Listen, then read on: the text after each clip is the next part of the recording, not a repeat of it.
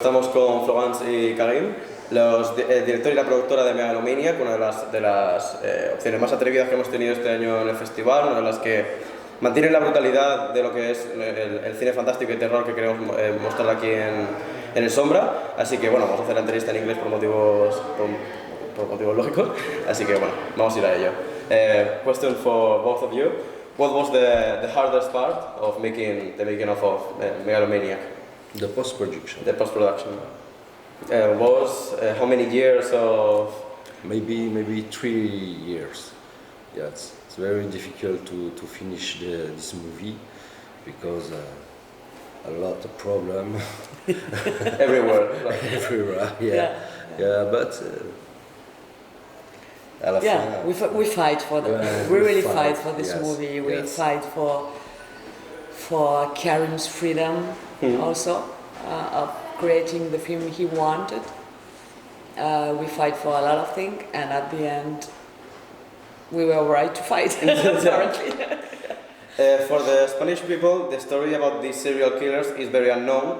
It is a famous case in Belgium, or if you can tell us a little bit of the real case. It's pretty famous for our generation, but we realize that the young generation doesn't know about that guy, and I think for Karim it was also a way to make Belgium face his history. Like we say we have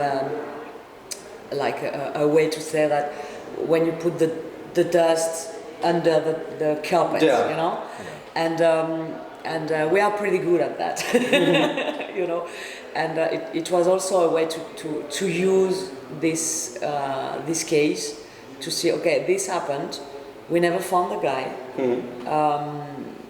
women died, and we don't know why, we don't know who did that, and it's pretty strange. Yeah, but sorry. maybe this guy is dead. Maybe or not. Maybe not. We don't know. It's a mystery. But one of the bravest things of the Megalomaniac, I think it's you include a lot of like dreamly scenes, like things that maybe we can think it's not real, or that you mix that. Why that choice to include some things that maybe not happen, or in a real case, a famous real case that in your country? Compliqué. Par où commencer? Tu commences? J'entends. Vas-y, essaye. J'ai pas Que tu vois, le fait que tu utilises une histoire réelle pour raconter des choses, et puis que tu vois qu'il y ait les rêves, les choses un peu irréelles.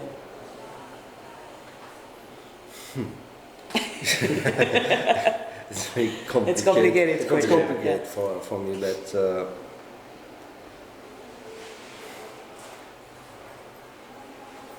pour moi, c'est un prétexte pour raconter autre chose de la société actuelle. J'ai utilisé cette histoire comme un banal fait divers, aussi horrible que ce soit. Je veux dire, si tu peux. And for him, it's an excuse to use that case to tell about society. In a way, it's really that. And et oui, après, ensuite, ça m'a permis de dévier vers quelque chose de plus fantasmagorique, de tester des choses beaucoup plus là où avec le film on va dans des territoires interdits où rarement on se donne l'occasion de le faire dans un cinéma, dans les films en général. Donc j'ai poussé un peu le cursus, un peu plus loin. Le cursus. Mamma mia, io sono ignoraggio. Un peu plus loin. Attends, parce que j'ai oublié de faire le début. I forgot. Yeah, I'm arriving. Okay. The beginning. C'était quoi? Ça permet d'aller beaucoup plus loin. It allows him to go further. To use this real case and to have his imagination and his also his look on the society in which his angle of view. It allows him to go further and to go in some kind of forbidden territory, even in cinema, you know, and Karim really like when it's forbidden, he want to go there, you know. Usually that's mainly how he's walking, how his walk, the way of his work. If it's forbidden, he want to go there for sure. That's the point. Like a challenge to the society, or one like the Belgian. Especially about freedom of speech, you know. That's pretty the stuff because there is a lot of freedom of speech is in danger. I mean, right now, for sure. Again, we know how it's look like to not to be free to speak about what we want. We faces in the past, and it's very important to fight for it. So it's his way to fight for it. So when it's forbidden, he go there. And about the dream, and I just came about the dream in the movie, there is a lot of sequence in the movie where the audience can believe that it's Martha crazy mind who is created that, or maybe it's real demon. You have the choice. You can choose. Maybe what it's schizophrenic. But it's possible also to think it's real demon. I mean, real, you know. What I mean, or she's creating this in her own mind. So, and in Karim's film, there is also that he's speaking a lot about madness, and you have the choice that can be real. If you are the kind of audience who need that to be real, it's a possibility of lecture. So you wanted to be more open, minded in that. Okay. And what are your influences on the filmmaking? Influences, it's la pintura. La pintura, like les peintres flamands. The Flemish painters. Flemish painter, yeah. Like Velasquez, Goya. Also. The art painting. Yes, art painting. The mad era of Goya. Yeah, of course. Yes. Pour moi, c'est vraiment une source d'inspiration. C'est vraiment l'histoire de l'art et la peinture. Il y a tellement d'histoire dans une peinture que mon imagination déborde très fort dans l'histoire, dans la peinture, dans l'histoire de la peinture. Mon inspiration est directement liée à ces références.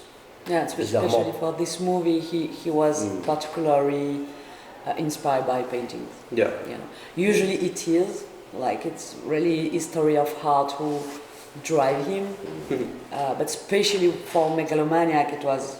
You know, it was really painting. Yeah.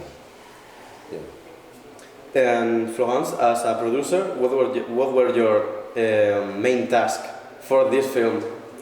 I know you had to fight a lot, but I think I told it. For me, my main task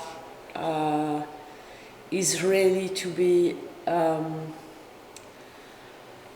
able to support him and to support his vision. You know, that's really for me. It's really the most important thing I have to do. Of course, you have to raise money. You have to organize the stuff. You have to make a lot of practical things. but the most important task it's definitely to allow his voice be what he wants it to be. Yeah. I don't know if you're aware of the kind of horror that is called elevated horror. Yeah. Do you think it's some sort of invention, or it's really attempts to start doing a new type of films inside of a genre so open like the horror? Quoi, l'horreur en général Non, il par rapport te demande l'élévateur d'horreur, est-ce que pour toi ça existe vraiment ou est-ce que c'est... Non. Pour moi, ça ne veut rien dire. C'est juste essayer d'accepter, de faire accepter au public le plus large qui n'a pas spécialement l'habitude de voir les films d'horreur, de dire écoutez, c'est pas un film sale dans le sens propre, on va dire tiens, c'est plutôt un film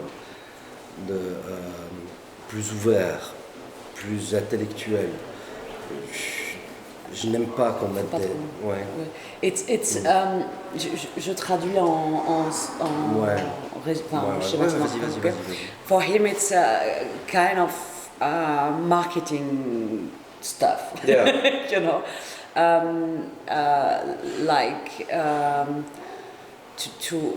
because genre cinema in some point of view are maybe not viewed in the right way. Yeah. And so we use elevated horror to just tell to the audience, and maybe not the genre audience, the other audience. Yeah. This one maybe is smart film, not that violent, you know. So you can try that one. Like it's been labelized like. Et aussi, j'aimerais bien dire une chose par rapport à ça, c'est que déjà le genre, tu vois, c'est un truc à part. Donc du coup, si on commence à mettre des cases à l'intérieur des cases, déjà que tout est divisé. Moi, je parle d'un point de vue que voilà, je fais du cinéma. Bon, maintenant, si c'est un film d'horreur, c'est un film d'horreur. Mais je parle d'un point de vue le plus large possible, pas de manière spécifique. Yeah. From his point of view, genre cinema is already like a category of cinema. Yeah. And so if you put category inside the categories, for him it's very boring because he like to say that I'm doing cinema. Sometimes it's an horror film, sometimes it's something else, and he doesn't like the boxes that the thing. Donc je fais un cinéma d'horreur pour tout le monde. Yeah. Si les gens n'aiment pas ce genre, on n'oblige pas les gens à aller aux propos. Ce sont des propositions. So he's doing horror cinema, but for everybody, and it's a proposal, and but usually he doesn't like the label stuff. Yeah. But it's useful for marketing. That's really the point of it. Can you do some recommendations for people that are not really aware of the film industry in Belgium? Some patriotic recommendations? Patriotic recommendation. Not only one. Do you want to, if you want to focus on horror or un film d'horreur? Ouais, un film belge, pas forcément d'horreur, mais Ah film oui, belge que tu... moi j'adore Rec de Non, Raoul, belge. ouais, si. Raoul Balaguerro et Paco Plaza. I love Alex de Iglesia. Okay. No, sorry, it's a joke. Me. It's enough. Megalomaniac. as the title of everything of Belgium? It's Belgium and the subtitle is Of course, yes. because some people have the view of Belgium that appears in Bruges, the film. Yeah. So to have some. Yeah, but you know, in Bruges it's American film shooting in Flandria. So it's for us as a Walloon, it's kind of strange, you know. You know, Belgium is a crazy country, you know. It's very little. It's full of nice people and it's full of really crazy people. We have 3 languages there. There is 3 regions. They want to separate it. You know, it's like it's a mess. You know, we don't have Belgian cinema. There is Flandria cinema and French-speaking cinema. There is some people who speak German inside this mess. We have 7 governments in this little country. You know, it just. Yeah, unfortunately we don't have what you have. We see that you have this in Spain.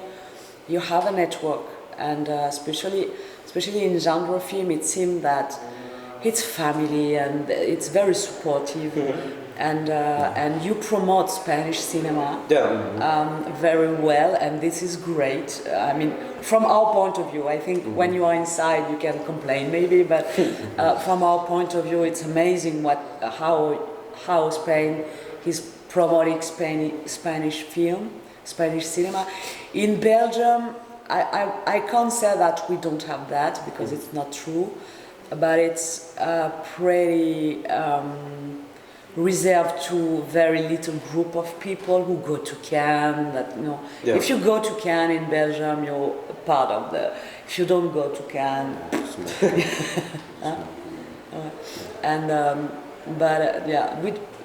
there is no Belgian cinema. There is a lot of.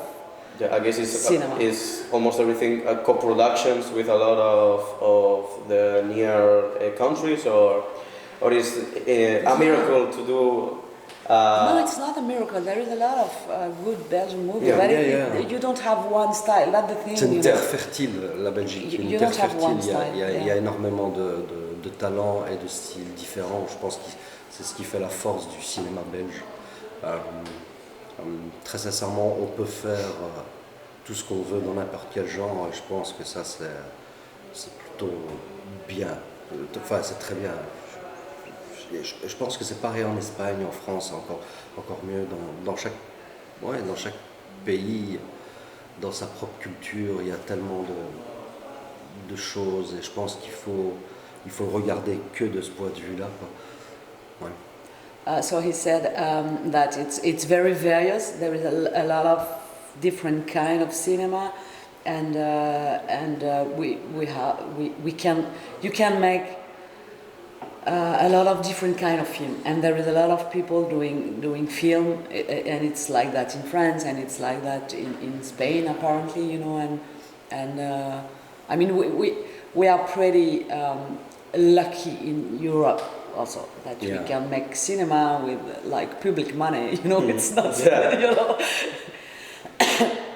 And to finish the interview, after a project like Megalomaniac, that it's a lot of years, a lot of work, what's the next step? Do you have a project yes, on the he always work in progress, or? Yeah, I finish my next movie.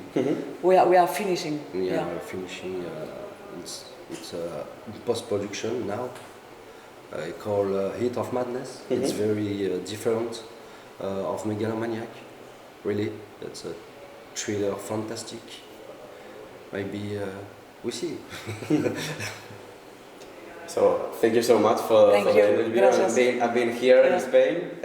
Enjoy Murcia. The days that you have left. I love this country. Yeah, it's great. I love this city. I love this country. Hablas de la iglesia, yo me valoro. Yeah, I like very much. Thank you so much. Lucky. Thank you so much. Thank you.